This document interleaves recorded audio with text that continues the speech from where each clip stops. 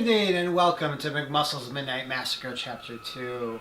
And today we're renewing our vows. Yeah. Because we watched Ready or Not, Yeah. which I think might be the movie that we knew the least about going in. I don't even think I saw a trailer. I never actually saw a trailer either because all I heard, Ready or Not, is really good. Yeah, I just heard it It's was good. about a woman and there's a wedding and she's got to survive something. Yeah. That's all I kind of knew going in, but it was getting really, really high reviews, and I was like, "Oh shit!" It was like within 2 weeks of it coming out, I just heard everywhere, "Ready or Not, Ready or Not." Yeah. But yeah, you hadn't seen a trailer. I hadn't seen a trailer. I didn't even know who was really in it. Yeah. There were some surprise cast members, and you're like, I know that person. Yeah, vaguely. You recognize more people than I did, but Ready or Not is kind of like thriller horror movie. I don't know. It's kind of actiony, but definitely horror, but kind of funny. Yeah, like darkly humorous. Yeah. But yeah, that's actually pretty much the premise. The premise is that there's this rich not old timey, but like like the families that are rich. A family that comes from wealth. Yeah. From having board games, and they're called Le Domas. Weird. I thought that was weird. It was kind of like, oh, this must be a whimsical, fun family. Yeah, not really. It was based on Parker Brothers or Milton Bradley. Or That's what they one is on. much more evil than the other, Yeah. but it's up to you. So this particular family has a wedding night ritual whenever one of the new members of the family, comes into their family, because they're like, you're now part of our family, so at midnight on your wedding night, you have to play a game.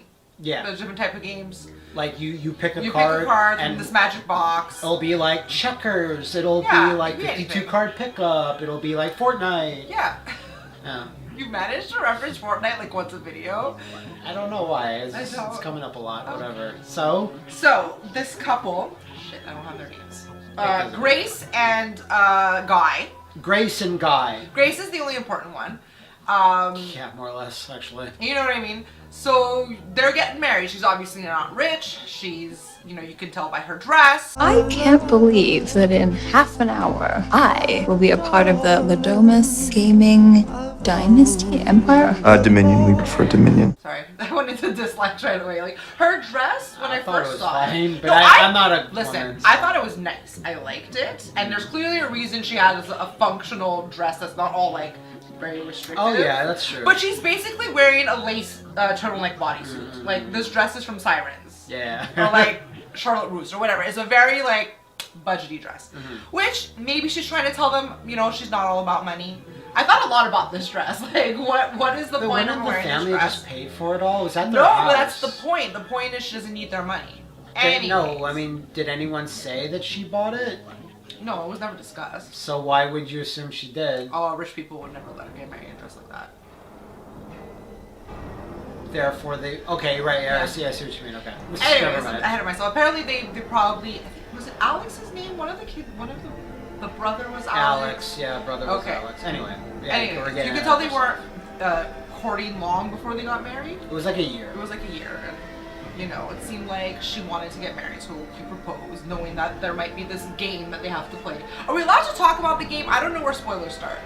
I think if anyone's seen the trailer, it basically says that, she has to fight for her life and she picks a certain card. Now, no one's picked this card in 30 years. There's no way anyone will pick it. So, no one's really that worried, except that some people are worried, regardless.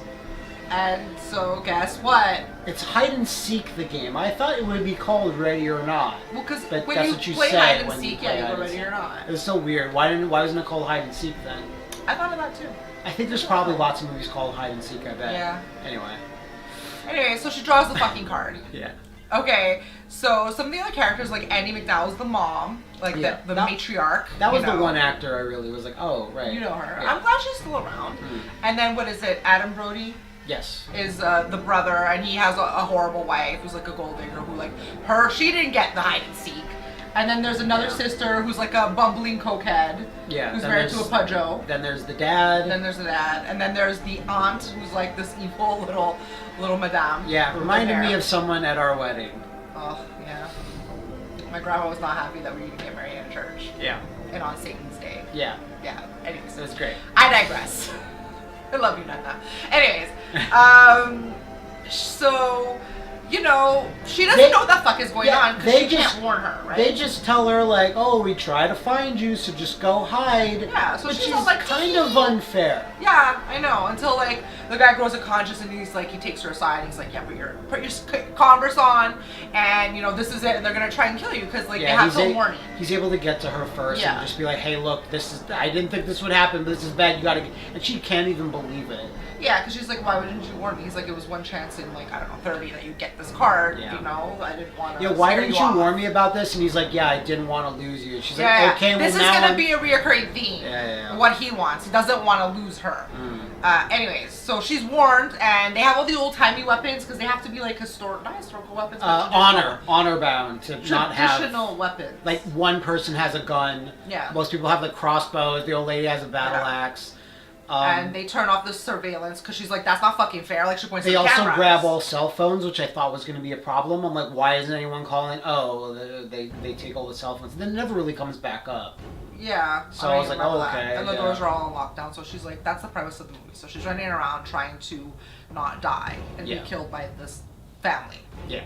Oh, so the reason why this even happens, not just because they're malicious, because there's apparently this old curse on the money that this family came into, saying that if the Ready or Not game is played, then the entire like rich family, not I guess just them, will suffer like horrible consequences and most likely they'll all die. No, they'll all die. And I mean, again, this might be spoilers, but it all ties into like a little bit of Satanism and rituals and things like that. And that's where kind of the horror aspect comes in a bit more. This guy that's in this chair, he's the Monsieur, I forgot his name, it's like a French name, but they're like, oh, Monsieur Laboite. There's this old guy that maybe gave him the box. The patriarch of the family got the box, and with that box they got the wealth.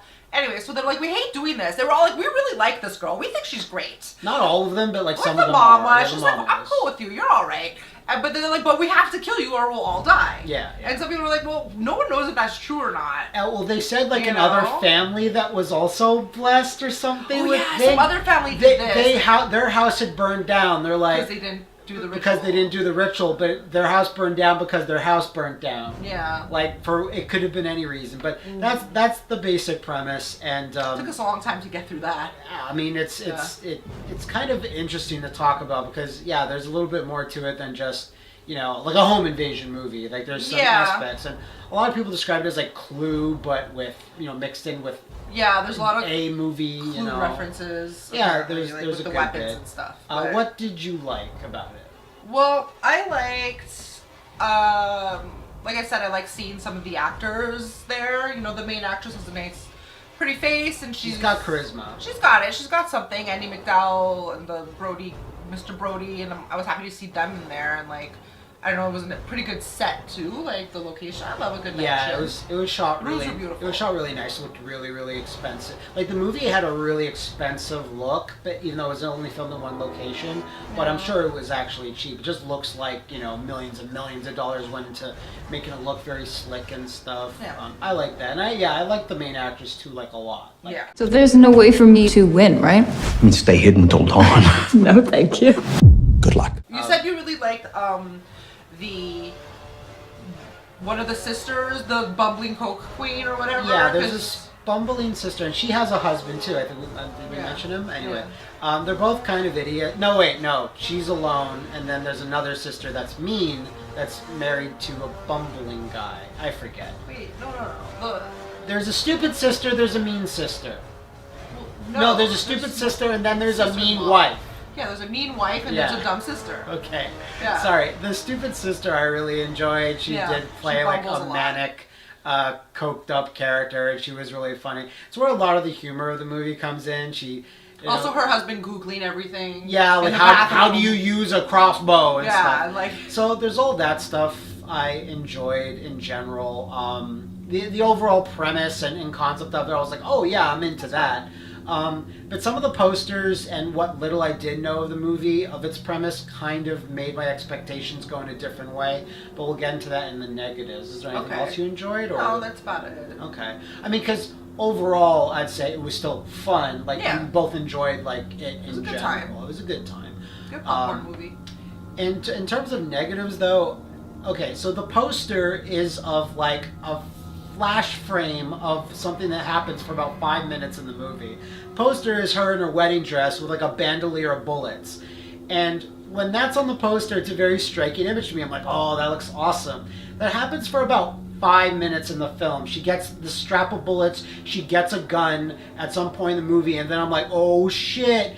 And then it doesn't really run with that image. It kind of abandons it.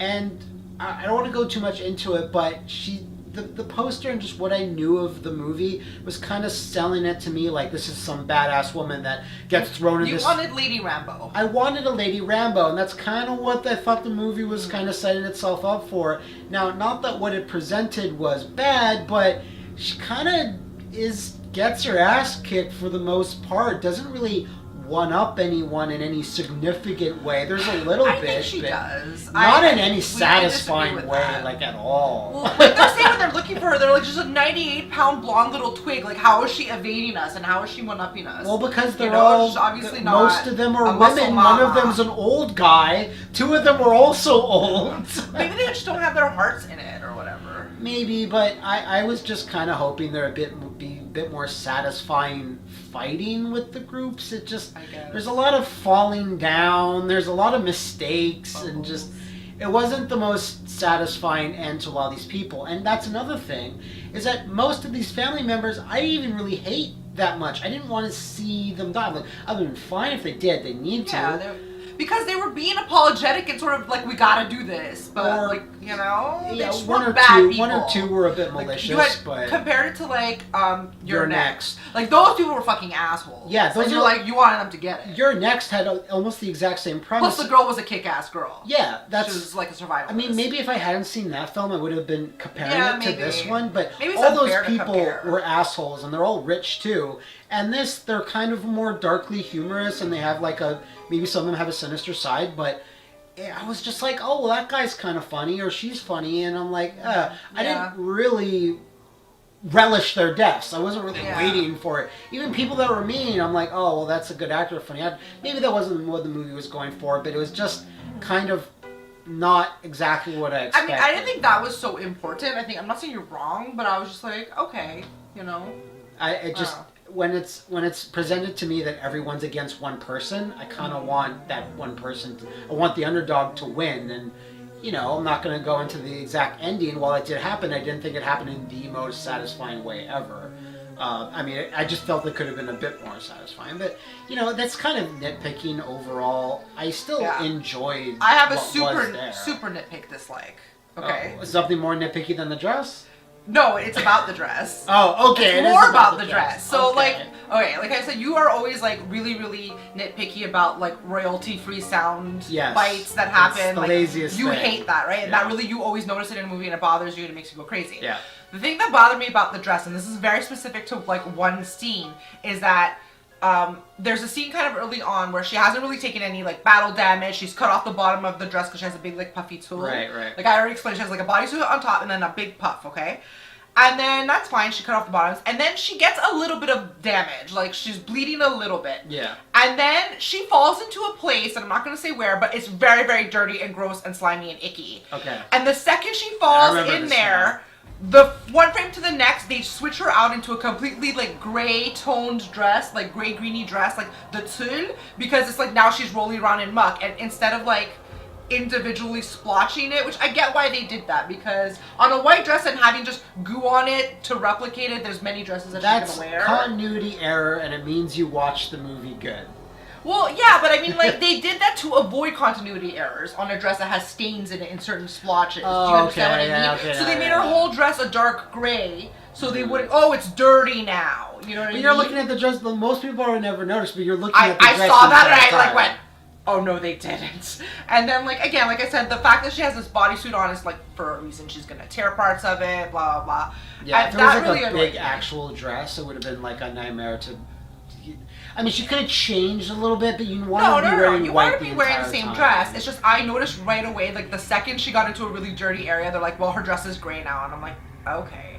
And it's such a stupid nitpick. It didn't hinder my enjoyment of the film. It's just something I noticed. Okay. I also noticed in the first few shots when she's in the direct sunlight, the contour on her was really bad, but that's just a little tiny nitpick. It is. My contour is bad. Like, who am I to say anything? But I'm not in a fucking $1 million budget movie. Like, I'm in my bedroom. Because of these reasons, we can't recommend Ready or Not. It's just not, no. The wardrobe and makeup was not up to snuff. Up to our high standards. High standards of us. I'd say overall, I definitely would recommend this movie. I mean, you might want to like really read, maybe see more reviews, or I don't know. But it was still, you know, very entertaining. I think I was a little bit. I think my expectations were really high based on like how everyone was talking. Maybe. But sometimes those can let you down a little bit, and I was just like, It wasn't like a 10 out of 10 must see, but it's better than like 98% of everything we usually watch. So. Yeah. Like, there was enjoyment there, Yeah. So you'd recommend it to them? Yeah, I mean, it's not going to be in theaters anymore, so when it comes out on pay-per-view. On pay-per-view. So with that concludes another McMuscles Midnight Massacre Chapter 2. Catch us tomorrow night with another episode on our pay-per-view channel. Does anyone want to catch these? Oh.